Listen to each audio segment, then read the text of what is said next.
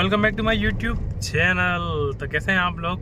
उम्मीद करता हूं कि आप सब लोग बढ़िया होंगे और हमेशा की तरह हमारी वीडियो का भी इंतजार करते होंगे।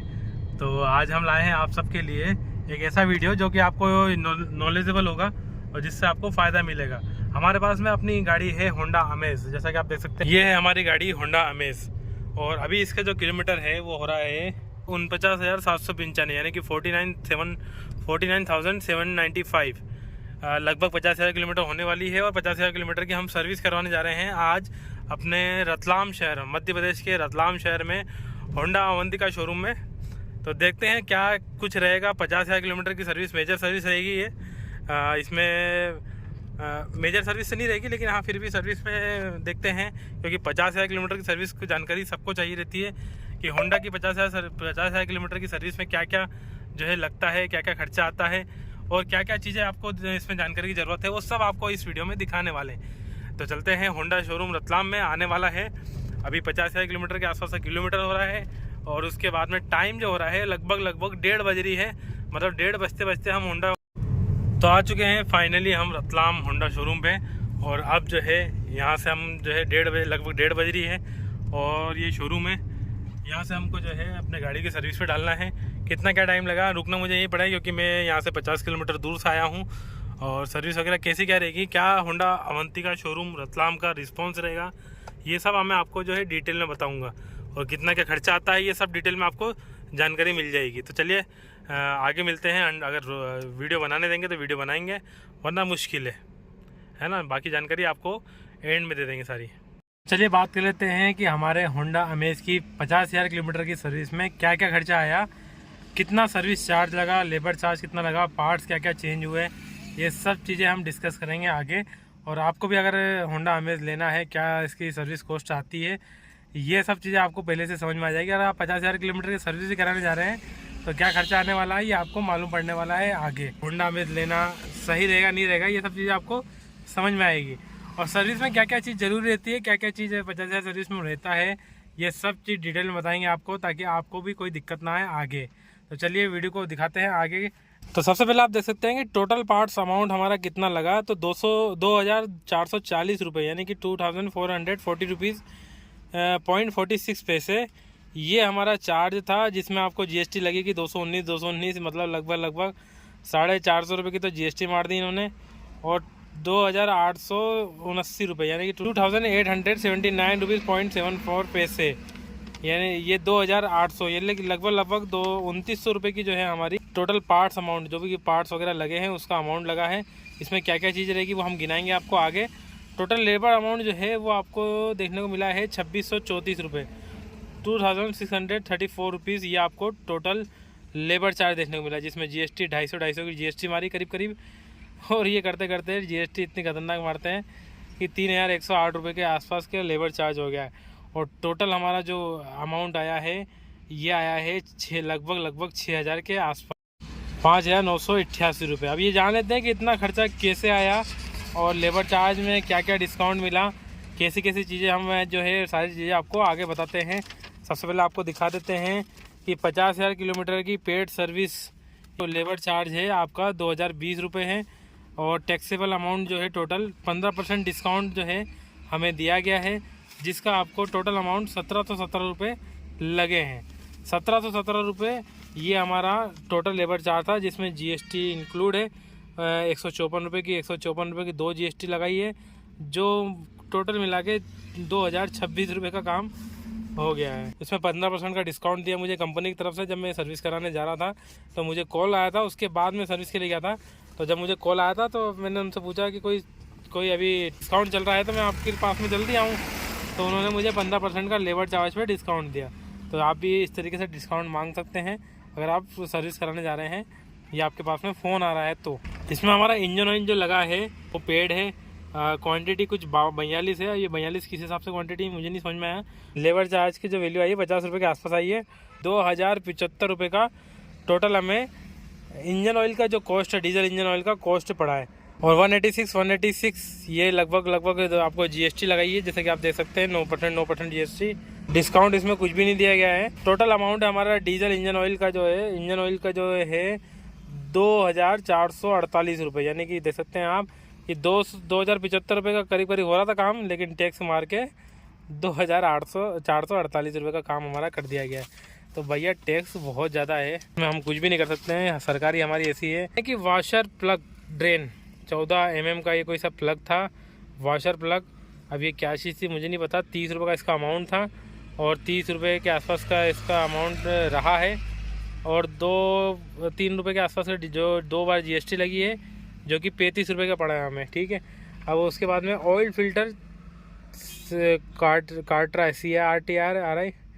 CARTRI कार्टरा, ये क्या समझ में नहीं आया मुझे। 334 रुपये का ये पड़ा है, और उसमें GST 30 रुपये की GST मार के 400 रुपये के आसपास का कर दिया है। अब उसके बाद में आपको बताते हैं मेन चीज़, जो कि हमें व्हील अलाइनमेंट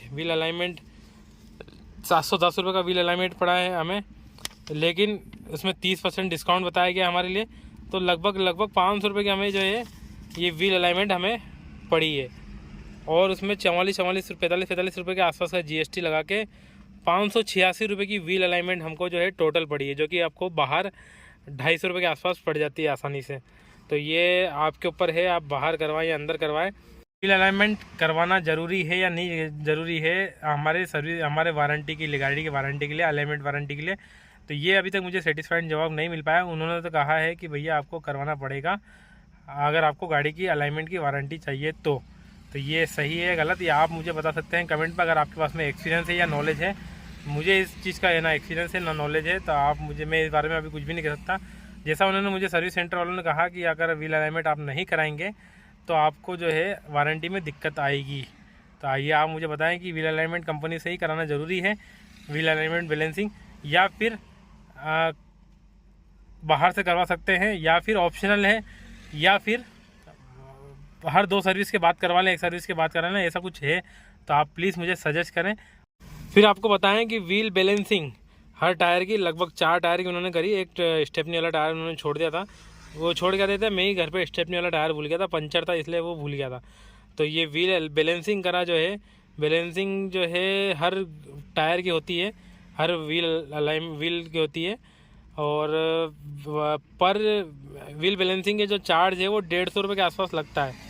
तो ये देख सकते हैं 150 रुपये का चार्ज है, इसमें डिस्काउंट करा था 30% का, तो 105 रुपये का हमें सब कुछ पड़ा है। उसमें आपको 9 रुपये की GST लगाई है, जिसको आपको पर जो है 124 रुपये के आसपास व्हील बैलेंसिंग आपको लगी है। तो ये थी सारी चीज़ें जिसमें आपको 50,000 किलोमीटर में सर्विस में आपको करवाई ची जाएगी। लेकिन ये अभी कंप्लीट नहीं हुआ है, अभी आपको मैं 2-3 चीज़ें और बताने जा रहा हूँ। अभी वीडियो को पूरा देखें तो आपको हर चीज़ समझ में आएगी। अब इसमें मैंने क्या क्या चीज़ छोड़ी है, वो जो बोल रहे थे मैंने उसमें क्या क्या चीज़ छोड़ी है, जिसकी वजह से मुझे ये जो चार्ज है ये लगभग 6,000 के आसपास लगा है।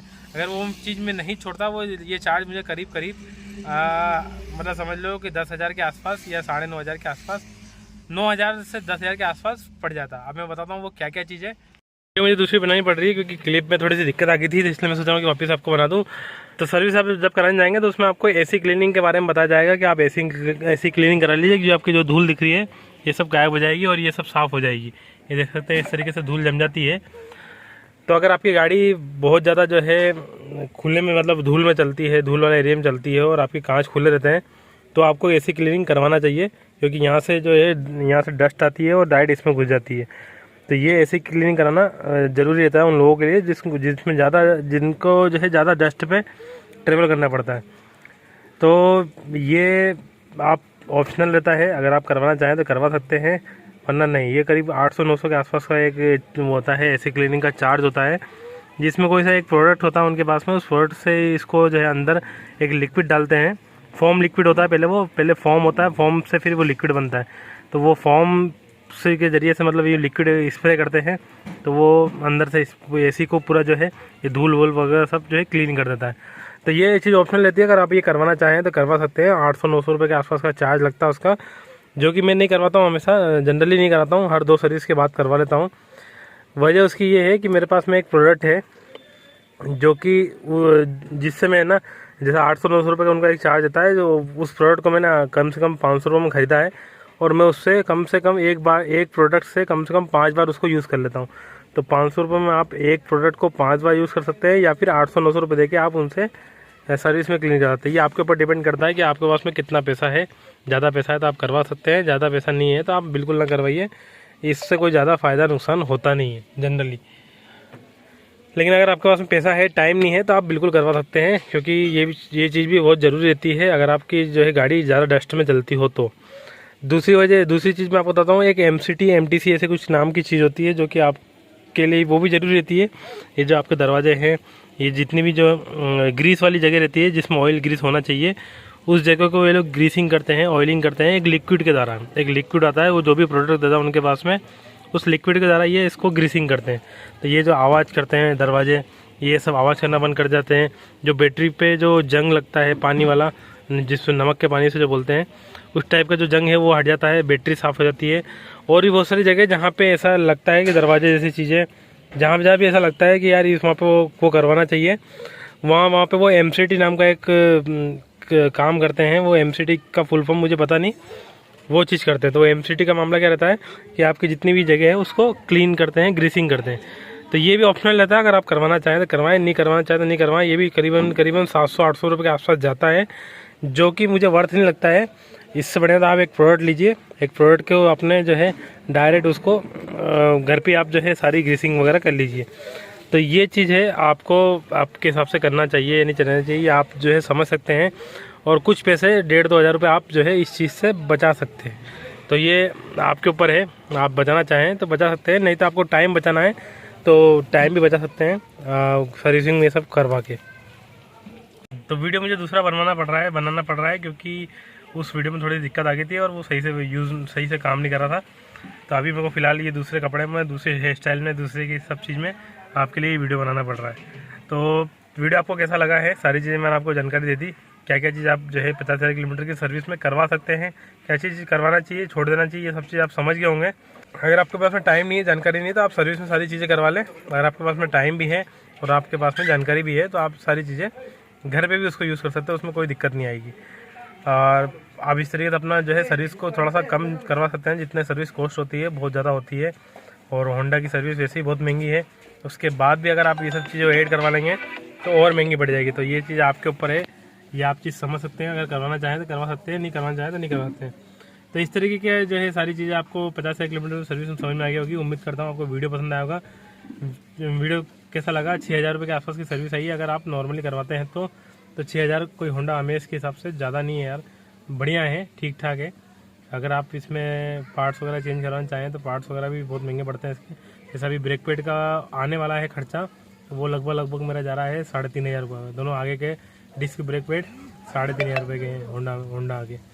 तो खर्चा तो भैया होंडा अमेज के पार्ट्स में है, सर्विस में भी है, लेबर चार्ज में भी है। बाकी अब ठीक है, अगर आपने एक बढ़िया गाड़ी भी चूज़ करी है तो आपको एक बढ़िया सा अमाउंट भी पे करना पड़ेगा। तो यही वीडियो एंड करते हैं। और वीडियो कैसा लगा, जानकारी मिली कि नहीं मिली, आपके पास में होंडा अमेज है तो आप सारी जानकारी कमेंट द्वारा दे सकते हैं, और बाकी चीज़ आप जो है कमेंट द्वारा बता ही सकते हैं।